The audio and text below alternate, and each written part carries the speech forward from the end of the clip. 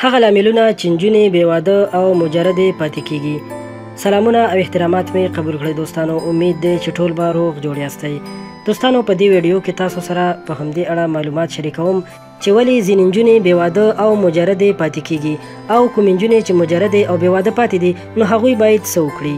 دوستانو دا ټول معلومات تاسو ته په دې ویډیو کې درکوم په دې هیله چې دا ویډیو تر پایه وګورئ او که تر اوسه مو زموږ چینل نه وي سبسکرایب کړی نو د لا ښکلو ویډیوګانو لپاره در سره زموږ چینل سبسکرایب کړئ. دوستانو دا ویډیو عمومي نه ده، یعنی ځینې برخې ښایي په افغان یا د پښتنو په ټولنه کې عملي نه وي، خو دلته یې یوه پراخه یادونه کوم چې نړۍ کې له امله نجونې بې ودونو پاتې کیږي. کیدای شي ډېرې نجونې به مو لیدلې وي چې زر واده نه کوي. هغوی شاید خپل دلایل او خبرې ولري، خو دا چې ولې زر واده نه کوي زموږ په نظر ځینې دا علتونه هم لري. لوړ معیارونه. هغه نجونې چې تر اوسه په کور پاتې دي دوی د خپل راتلونکي ملګري لپاره سخت معیارونه په نظر کې لري چې په اوس وخت کې پوره کول یې ستونزمنه خبره ده. نجونو ته پکار ده چې د خپل ژوند په اړه منطقي فکر وکړي. خپل ځان او ټولنې ته په کتو یو ځوان د خپل ژوند لپاره وټاکي. له دندې او کار سره مینه. اکثره ټولنو کې دا لیدل کیږي چې نجونې په دندو کې دومره بوختې دي چې اصلا د راتلونکي په اړه فکر کولو ته نه وزګارېږي. تاسو به هم په خپل کاري محیط کې دا لیدلي وي یو شمېر جینکۍ مجردې پاتې دي. دوی په دې فکر کې دي چې څنګه کولی شي په کاري برخه کې پرمختګ وکړي.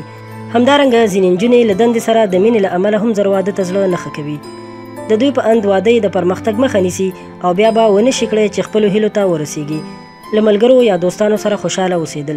ځینې نجونې ځکه له واده پاتې دي چې نه غواړي له خپلو ملګرو لرې اوسي، په دې معنی چې دوی فکر کوي چې له واده وروسته به له خپلوانو او دوستانو سره له لیدنو یا تګ راتګ بندي شي. له ملګرو نه لرېوالی ورته سخت ښکاري، نو له دې امله د داسې یو کس په لټه کې دي چې د دوی په ژوند کې محدودیتونه غوره نه کړي. پریکړه نشي کولی. نن سبا نجونې په دې اند دي چې تل به ورته ښه خواستګار پیدا شي. که چیرې د واده په اړه زر پریکړه وکړي ممکن وروسته ورته داسې یو څوک پیدا شي چې دی په اړه خیال کاوه، نو ځکه په خپله پریکړه یا تصمیم کې زړه نازړه وي.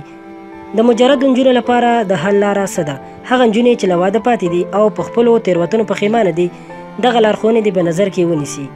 ټاکنه وکړئ. له هر څه مخکې خپل ځان وپېژنئ. وګوره چې له ځان سره مینه لرئ که نه. وروسته د خپل راتلونکي په اړه فکر وکړئ. داسې شخص وټاکئ چې تاسو ته مناسب وي. فکر مو وي چې له بړستنې سره مو سمې پښې وغځوئ. منفي افکارو ته مو بدلون ورکړئ. یو شمېر نجونې د خپلو منفي فکرونو له امله مجردې پاتې دي.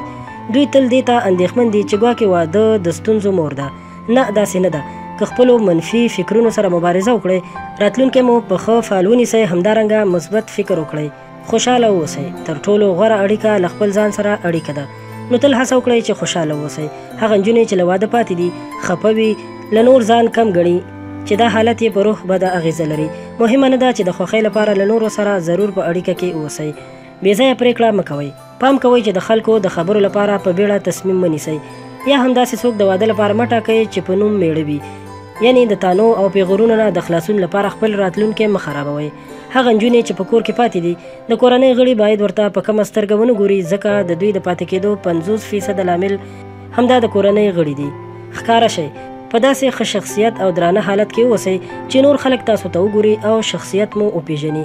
مثلا کورني دعوتونو ته لاړ شئ. د خپلوانو د خوښۍ په مراسمو کې برخه واخلئ. دا چې اوسه پورې له واده پاتې یې ممکن یو دلیل دا هم وي چې نه ښکارئ، تر څو یوه کورنۍ تاسو د خپل زوی لپاره غوره کړي. مننه کوم دوستانو چې دا ویډیو مو تر پایه وکتله. په دې هیله چې دا معلومات به تاسو لپاره ګټور تمام شوي وي. له همدغسې نورو په زړه پورې ویډیوګانو لپاره در سره زموږ چینل سبسکرایب کړئ. ورسره خوا کې د بیل نشان هم ووهئ چې زموږ د هرې نوې راتلونکې ویډیو سره تاسو ته خبر درکړل شي او تاسو ترې خوند او ګټه واخلئ. ډیره مننه.